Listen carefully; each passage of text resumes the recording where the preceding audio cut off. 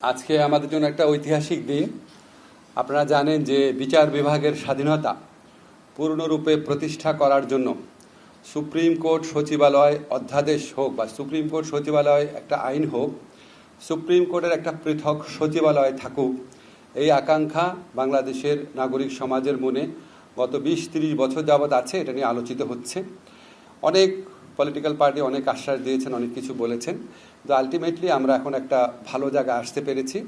Supreme কোর্টের জন্য পৃথক সচিবালয় প্রতিষ্ঠা, এটা আমাদের বিচার বিভাগীয় সংস্কার কমিশনের সুপারিশে ছিল, জাতীয় ঐক্যমত্য কমিশনের সুপারিশে ছিল, এবং সেখানে এই প্রস্তাবে ঐক্যমত্য কমিশনের আলোচনায় অংশগ্রহণকারী সকল দল এটাতে সম্মত হয়েছে। সকল দল এটাতে একমত যে বিচার বিভাগের পূর্ণ স্বাধীনতা প্রতিষ্ঠা করার জন্য সুপ্রিম কোর্টের একটা পৃথক সচিবালয় রাখবে। তো পৃথক সচিবালয়ের একটা আইনের নীতিগত অনুমোদন আমরা এর আগে একটা উপদেষ্টা পরিষদের মিটিংয়ে করেছিলাম। আজকে আমাদের মাননীয় প্রধান উপদেষ্টার সভাপতিত্বে অনুষ্ঠিত উপদেষ্টা পরিষদের বৈঠকে এটা চূড়ান্তভাবে অনুমোদিত হয়েছে। তা আপনারা বলতে পারেন যে আজকে আমরা মাজদার হোসেনের মামলার যে রায় ছিল সেটার পরিপূর্ণ বাস্তবায়ন এবং বিচার বিভাগের স্বাধীনতা পরিপূর্ণরূপে প্রতিষ্ঠার যে শেষ ধাপ সেটা সম্পন্ন করলাম আইনগতভাবে। প্রশাসনিক কিছু ব্যাপার এখনও রয়ে যাবে, স্ট্যাবলিশ করা সচিবালয়, এটাকে ফাংশনাল করা।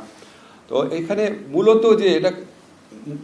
মূলত যেই দুইটা ক্ষমতা দেওয়া হয়েছে আমি শুধু সেটা বলি। প্রথমত হচ্ছে, আপনারা জানেন যে অধস্থন আদালত বা আমরা যে নিম্ন আদালত বলি, এই নিম্ন আদালতের যে কন্ট্রোল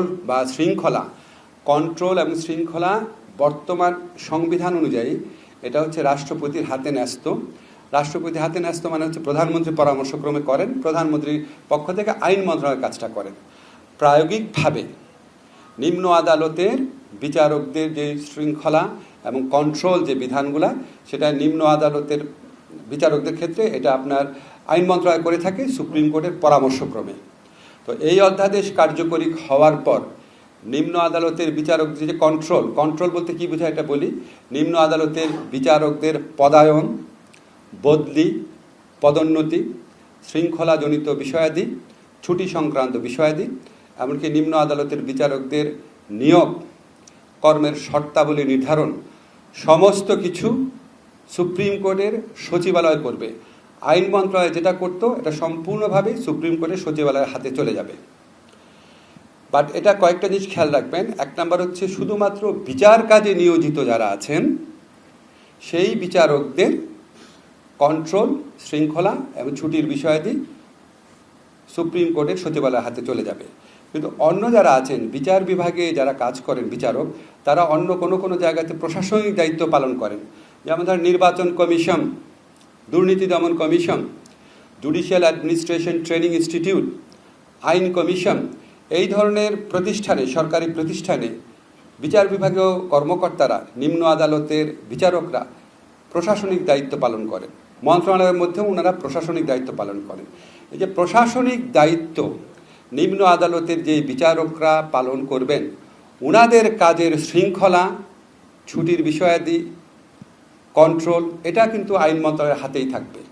শুধুমাত্র নিম্ন আদালতের বিচারক যারা আছেন তাদের কন্ট্রোল, নিয়ন্ত্রণ, তত্ত্বাবধান, শৃঙ্খলা, ছুটিজনিত বিষয়াদি উচ্চ আদালতের হাতে চলে যাবে। উচ্চ আদালত তার সচিবালয়ের মাধ্যমে এই ক্ষমতা প্রয়োগ করবে। এটার পেছনে সবচেয়ে বড় কারণ হচ্ছে, আপনারা জানেন বিগত ফ্যাসিস্ট সরকার আমলে প্রচণ্ডভাবে আমরা দেখেছি নিম্ন আদালতে যারা বিচারক থাকতেন তাদেরকে আইন মন্ত্রণালয় কন্ট্রোল করত। আইন মন্ত্রণালয়ের ইচ্ছায় নিম্ন আদালতের বিচারকরা জামিন দিবেন কি দিবেন না, সাজা দিবেন কি দিবেন না, এই ধরনের সিদ্ধান্ত নিতেন। এমন অনেক অভিযোগ আমরা শুনতাম, এমন অনেক কিছু আমরা দেখতাম। তো এই অবস্থার অবসান ঘটবে এই অধ্যাদেশ পরিপূর্ণভাবে কার্যকর হওয়ার পর। নিম্ন আদালতের বিচারকদের উপর আইন মন্ত্রণালয় তথা সরকারের আর কোনো কন্ট্রোল থাকবে না। সম্পূর্ণভাবে এটা উচ্চ আদালত তার সচিবালয়ের মাধ্যমে বিষয়গুলো দেখাশোনা করবেন। বাট এটা এই মুহূর্তে এখনই কার্যকর হচ্ছে না, কারণ সচিবালয়টা প্রতিষ্ঠা করতে হবে, এটাকে ফাংশনিং করতে হবে। আমরা বিধান রেখেছি সচিবালয় সম্পূর্ণভাবে কার্যকরী হওয়ার পর সরকার সুপ্রিম কোর্টের সাথে পরামর্শক্রমে এই অধস্তন আদালতের বিচারকদের উপর তত্ত্বাবধান এবং অধস্তন আদালতের উপর তত্ত্বাবধান, নিয়ন্ত্রণ এবং শৃঙ্খলার বিষয়াদি উচ্চ আদালতের হাতে ন্যস্ত করা হবে।